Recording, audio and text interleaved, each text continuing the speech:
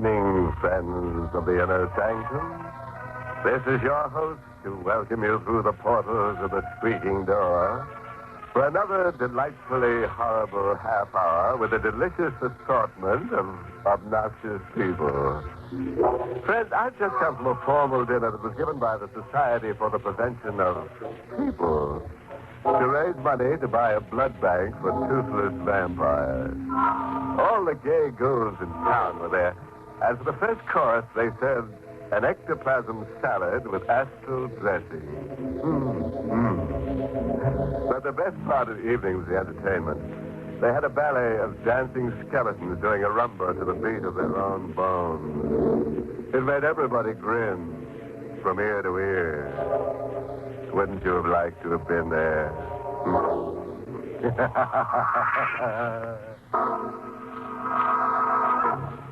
Tonight's Inner Sanctum mystery, The Magic Tile, was written by Milton Lewis and stars Mercedes McCambridge in the role of Catherine with Everett Sloane as Mark. All right, friends. Let's get dreadful. Now, remember, don't scream back at the radio. It won't do you any good. All set. Then listen as we hear Catherine Brine tell us this story in her own words. A flash of lightning, like a giant white electric light, lit up the sky that night as I went up the walk.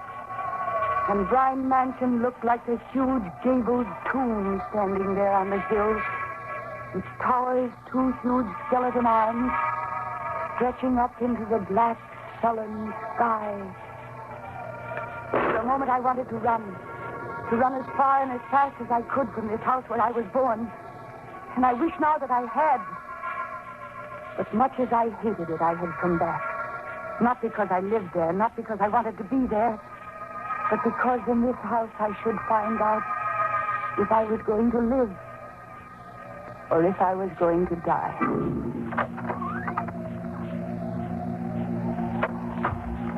I let myself in quietly and made my way to the living room. Then there was a rustling of skirts, and my mother suddenly appeared in the dim, shadowy light. Cassie, dear. Hello, Mother. You're so late, I was becoming worried. Oh? Was my stepfather worried, too? Why, yes, dear. Mark is still up. Here, you've got to take your coat off. It's soaked through. No, don't you touch me. Cassie, darling. And don't start sniveling over me again, Mother. I can't stand it. I was just trying to help Yes, you. you're always trying to help me, aren't you? Why didn't you think of helping me before you married that man upstairs? No. You're such a pretty woman, Mother. You couldn't possibly be without a husband. What would people say? Catherine, please, you can't go on like this. No, I can't. I can't go on very much longer without destroying myself. You mustn't say such things. And why not? It would make you and Mark very happy if I should die, wouldn't it, Catherine? Nobody in this house wants me to go on living. Good evening, Catherine. Mark, I didn't know you were here. I'm aware of that. I heard you. Mark, she didn't mean it. She didn't mean a word of it. Oh, but I did. And now that you're both here, there's something that I've got to find out. Tonight. It's very important. What is it? 10 years ago, my father died. Catherine, we can't discuss that now. We've got to. I've got to know certain things. Why? Because if I don't, something dreadful might happen to me. Now, Catherine, you're exaggerating. Dr. Wells doesn't think so. I've been going to him for months now. And he knows that there's grave danger that I'll go completely out of my mind if I don't find out about this. My poor No, darling. don't pity me, Mother. Help me. Tell me how my father died. You know. You were there. Catherine. Don't try to put me off. You've lied to me about my father's death ever since I was a child. Catherine, there's nothing to tell. Your father was killed in an accident. He was a doctor. That will be enough, Laura. But Mark. We'll call Dr. Wells the first thing in the morning and discuss this matter with him. Why don't you let her tell me? What have you got to hide? We're not going to discuss this until I speak to Dr. Wells. Lola, I suggest you come upstairs as soon as possible. Good night, Catherine. Mother? He's gone. You were going to tell me. Where was this accident, Mother? How did it happen? Who was involved? Cassie, you're in no state to hear anything right now. Mark was right. We should speak to Dr. Wells about it first. Yes, speak to him. So that you can both make up an appropriate lie to tell me. Well, I don't want any lies. I want the truth about it, Mother. And I'm prepared to go to any length to get it. Look at this, Mother. No, Catherine. Look at it, I tell you. Look. What is it? A woman told this to me today. A strange little woman. It's a sort of tiny painted tile. It's not just an ordinary tile, Mother. Comes from the Orient, the woman said. And you see this odd design? Well, if you look at it long enough, a strange thing will happen. You'll find yourself able to talk to the dead, to see them wherever they are, and to touch them. Catherine. And I'm going to talk to my father. You can't be serious. If you won't tell me what I want to know, then the dead will. My mother left the room, and I sat down in front of the fireplace as I used to when I was a child. I looked at the tile, at the design, and parallel lines and dots seemed to dance before my eyes. I stared at it. It seemed to hold me, to control my gaze. And then almost at once I felt an icy chill in the air, and the design vanished. In its place, there was black, infinite space filled with shadows, and still shadows beyond shadows. And then I noticed a speck of gray come out of the blackness, with a strange, sulphurous odor, and it came toward me. At first very slowly, and gradually faster and faster, as though it were coming to me through endless years of space. Suddenly there was an ear-shattering thunderclap. A streak of lightning zigzagged through the room in an insane dance. And then I heard the front door close. I heard footsteps approaching. I turned around, faced the doorway, and then I saw him. Don't scream. Who are you? You're Kathy Brine. You know me? I did, 10 years ago. How strange this house has become. As though deep in the heart of it, something started to rot and decay. It was not like this when I saw it last. Where did you come from? Tell me, how do I appear to you? How you appear? Yes, please. You have white hair, a white beard, but your eyes... No, it can't be. What can't be? That my eyes are the eyes of a corpse? That I look more like a dead man than a living one? Yes. That should not be so strange. Oh. Who are you? Where did you come from? Where is your mother? Upstairs. In her room. And her husband, I heard she'd remarried. He's upstairs, too. Did you know my father? Dr. Brine? Very well indeed. How did he die? I want to know that. He was murdered? Murdered? Yes, murdered. How do you know? I saw it all. You saw? I was punished for it. You murdered him? No. I did not kill him. He was the only friend I had in the world. That's why I came back here tonight, you see. Didn't you ever know how your father died? No. Would you like to know? Yes, more than anything in the world. He was the kindest of men. And that's what led to his destruction. He took a man under his care, a man who'd been given up as a raving maniac. And rather than see this man placed in an institution, he kept him in the guest cottage of his house. Wait. I remember now. That man was a poet. Yes. His name was Dennis D'Amour. Your father believed this man was a great poet and struggled to save him. Did this man murder my father? No. One evening, when your father came in to treat Damore, there was a third man in the darkened cottage. This man leaped at your father and drove a knife into his back. The poor madman, frightened, ran over the countryside until he was caught by the police. And he was charged with the murder of your father. You said that you saw all of this. I did. Then you're the madman, Dennis Damore. You're dead? Perhaps I am. Oh. And the murderer.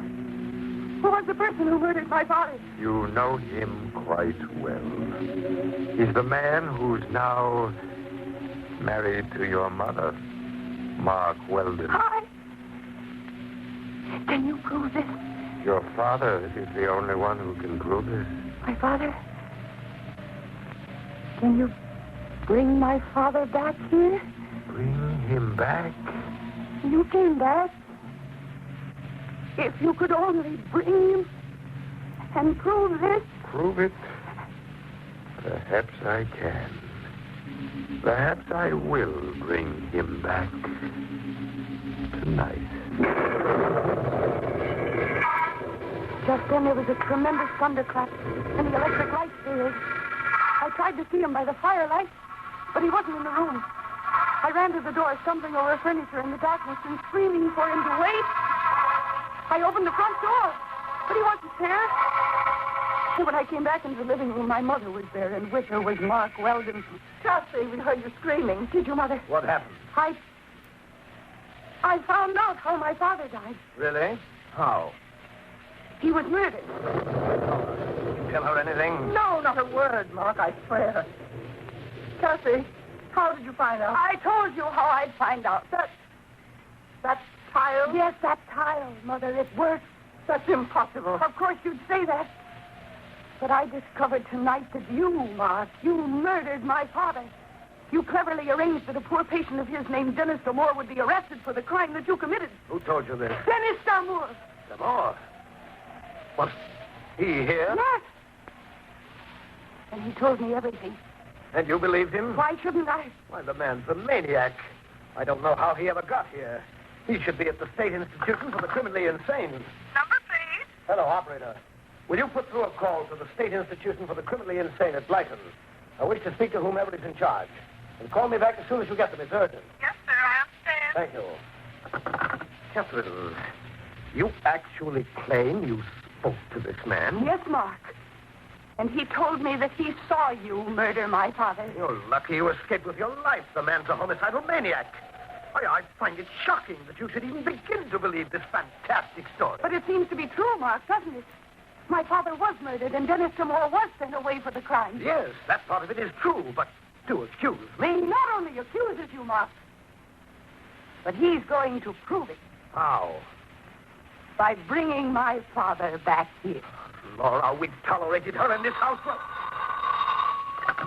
Hello. Hello, this is Dr. King, night supervisor of State Institution. Oh, hello. This is Mark Weldon speaking. Has one of your patients, Dennis Damore, escaped? Dennis Damore, the poet? That's right, a homicidal maniac. Well, he hasn't escaped, Mr. Weldon. He was one of the patients who was killed in a fire that broke out in this place 2 years ago. What's that? Oh, didn't you hear me? Yes. Yes, I heard you. Thank you. Goodbye. Mark, what is it? Dennis Damore. He's dead. He was killed 2 years ago.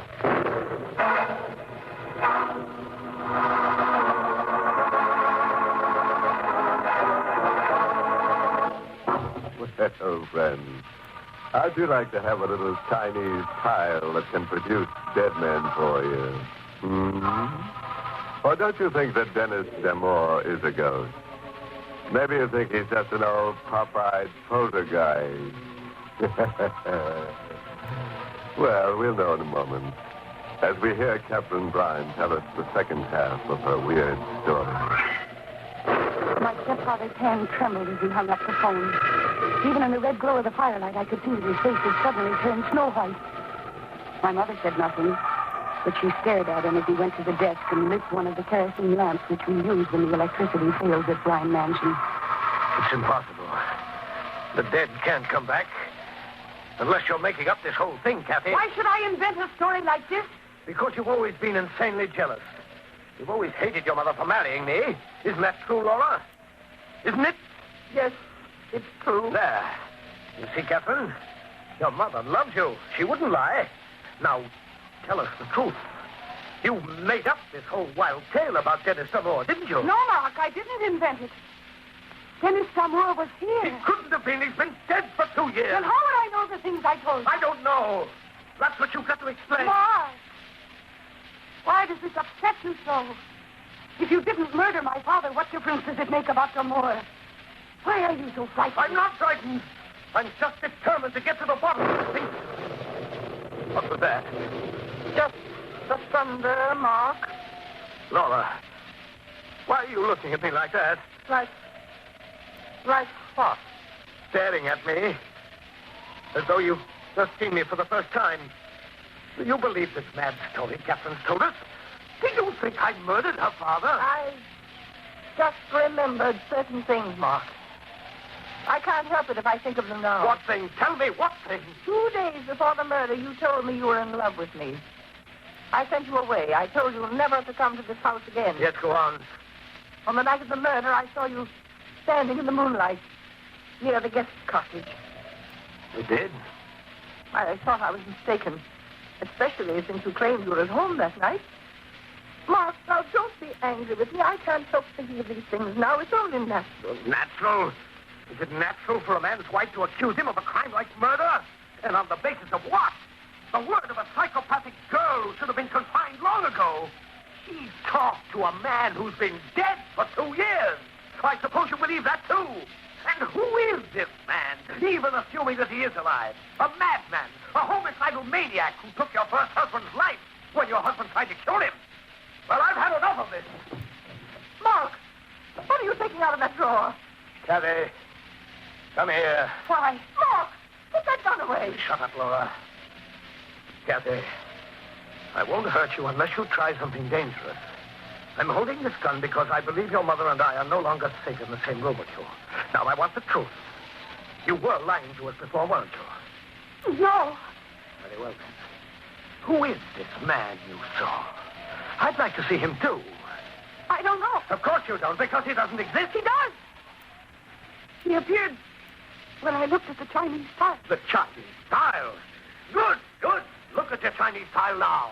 Make him appear. No, you're trying to make a fool of me, a liar. You do as I tell you. Look at that tile. Go on. All right. I will. Now, what do you see? Nothing. But the design. Yes, and that's all you're going to see. No. The design is fading. It's getting dark. Dark. Nothing but blackness.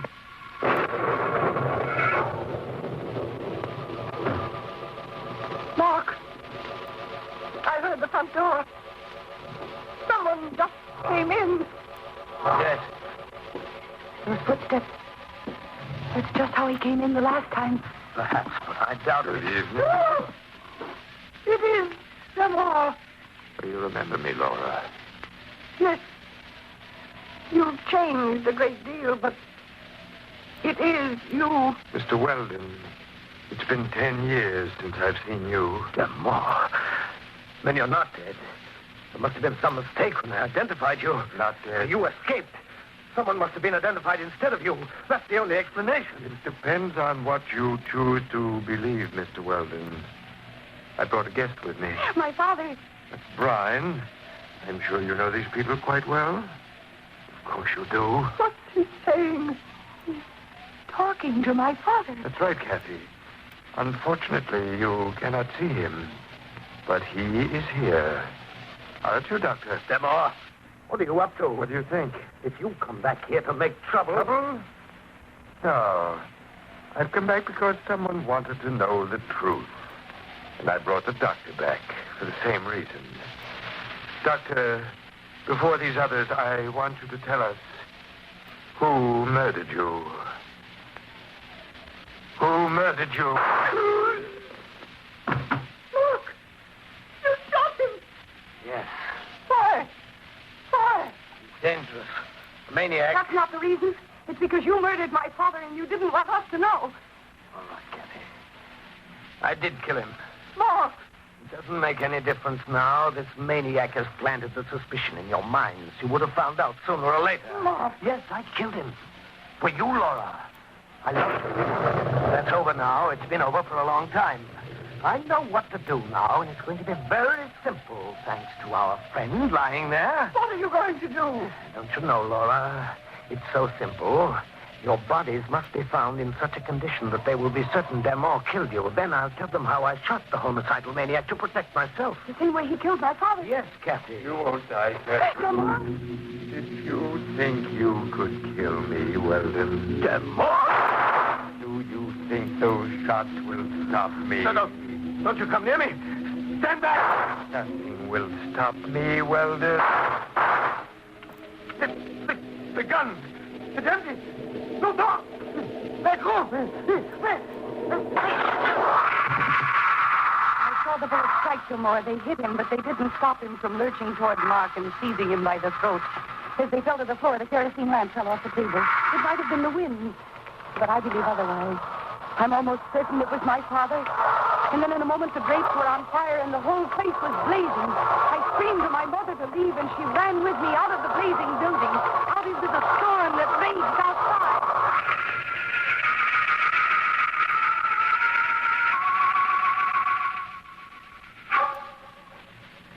2 weeks later, my mother came into the hotel room where we were staying. I've just come from the police cafe. Well, Mother? Only one body is positively identified. Whose? Mark. The other body? They haven't been able to find it amongst the rubble. I don't believe they ever will. But, Kathy, the police checked with the authorities at the state institution. It seems that some of the patients did escape at the time they had the fire there 2 years ago. It's possible that Damore was among them. It's possible, but I doubt it. You think Damore died 2 years ago? Yes, Mother. Don't you? A short time later, the police found something in the ruins of the building that had once been a human being. They assumed it was the remains of Dennis Damore. Identification was impossible. However, these remains freed us of all suspicion.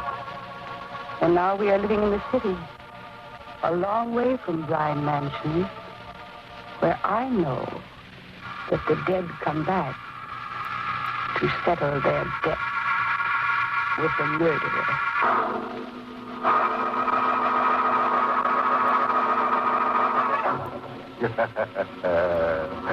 Well, friends, I guess you've met ghosts before, but I'm sure this is the first time you've ever met a crazy spook.